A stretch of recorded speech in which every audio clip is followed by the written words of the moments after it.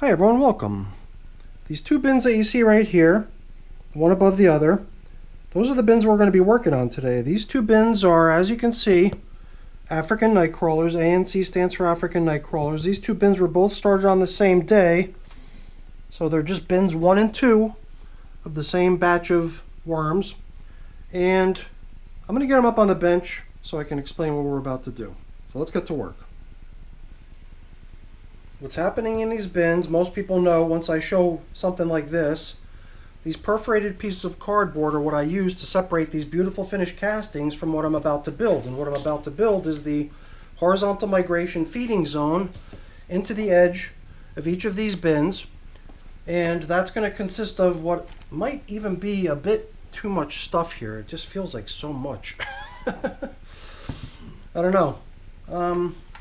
I just figured I'd kind of go for it, but I guess the main difference between what I'm doing here and what I did in my previous video, if you saw it, because in my previous video I did the same exact thing. I set up 2 bins for horizontal migration, except in those bins it was horizontal migration number 2 after a haul out that had already occurred previously. Here, these systems are getting their first attempt at the migration phase.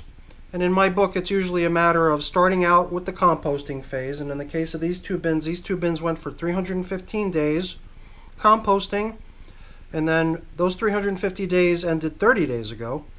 And over those past 30 days, they've been doing what I refer to as foraging, which is nothing to eat.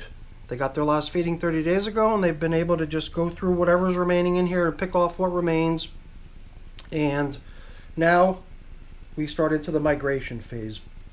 And the migration phase is yet another feeding, but it's a little different in my mind because those initial 29 feedings that were used to create all this beautiful compost are kind of what I consider to be the yield of the system. And then usually the foods that go into creating the horizontal migration feeding zone don't really end up becoming part of the finished batch of compost that comes out of that system after those 315 days of composting and, 29 feedings. You'll have these castings, but whatever castings are developed from all those delicious strawberries and watermelon rinds and pumpkin bits that I just showed you, all those castings are probably just going to go with the worms into their new home because I don't really strive to harvest those castings that are produced in the horizontal migration feeding zone. So even though this is feeding number 30, technically in this system, it's a feeding with a special purpose that in my mind doesn't even really contribute to the output of the system as far as finished castings go. So I guess the other trick here today with this is that I'm a little bit under the gun here for time, because about 10 minutes ago I placed a phone call to the Chinese food restaurant, and my mom is good enough to go fetch the food.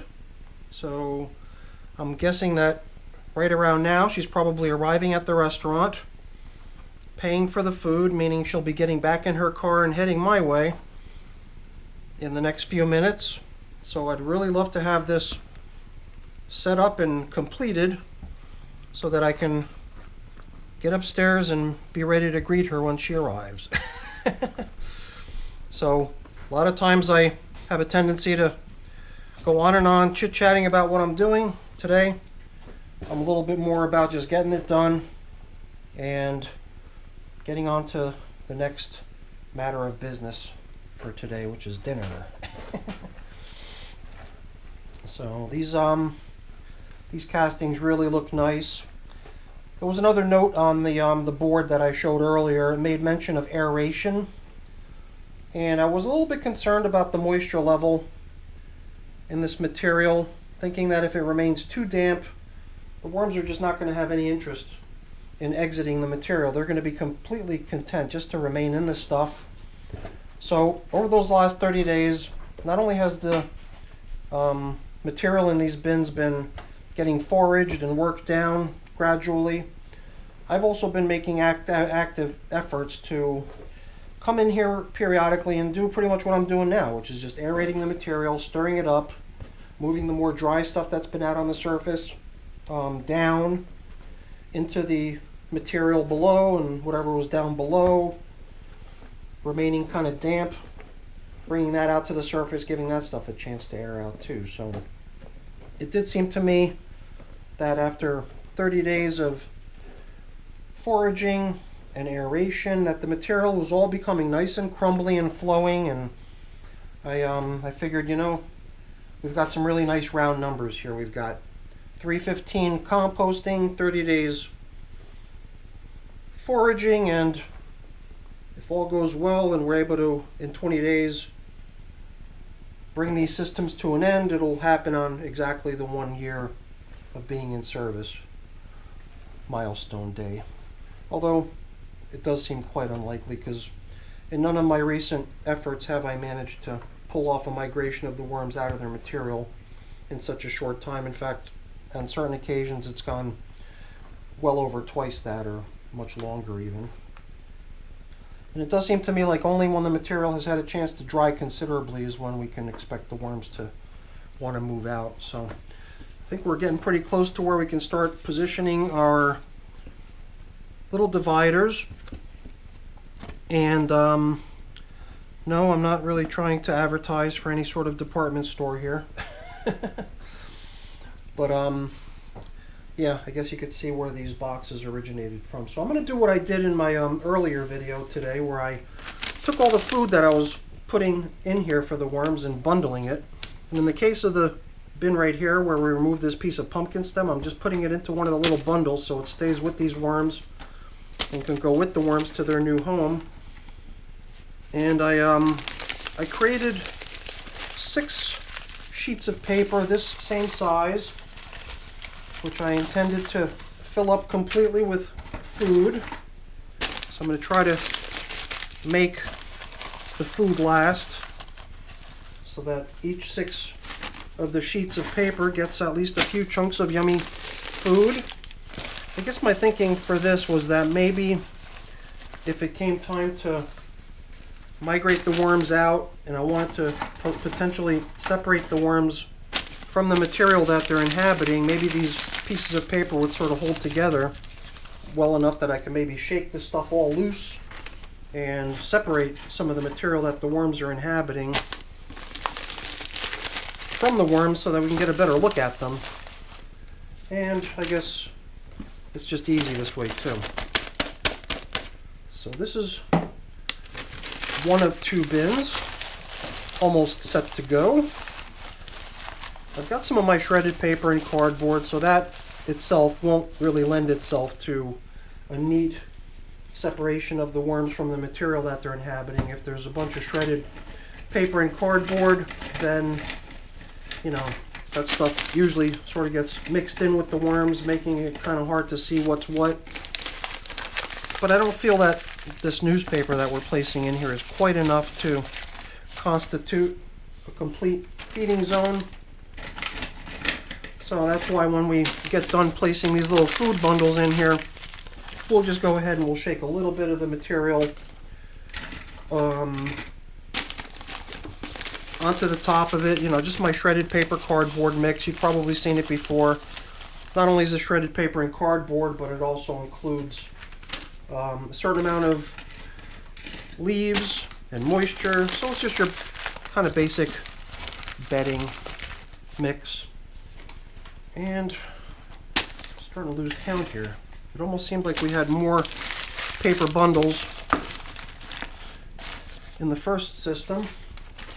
But yeah, no, I think we're pretty much even here. Even Steven, I think. So now you know what? My phone was just ringing, and it was my mom, so I better see what's going on. Maybe she's having trouble at the Chinese food restaurant. I'll be right back. All right, I'm back. Not much to worry about. Mom just normally isn't the one to go to the Chinese food restaurant to pick up food. Usually I'm the one going there to get anything that's ordered from that place, so she wasn't quite sure where the place was, so I had to kind of point her in the right direction. But I guess the good thing was that she was only about a quarter mile away, right in the next shopping plaza. So that looks pretty good to me. It's at this point that I'll usually come back with our little divider here and start backfilling the castings, since now there's material on both sides of the divider. And I guess I'm just starting to become a little bit concerned about this material still being quite damp and cozy and very worm-friendly type material, making me wonder how long this migration is going to last if the material is still such that the worms aren't really going to be too motivated to move out. Well, either way, I'm pretty much out of time because the restaurant's only about 5 minutes from here, and my mom's only about 5 minutes from picking up the food. So in 10 minutes, I'd really like to have this whole shebang wrapped up and put away so that I can get on to dinner.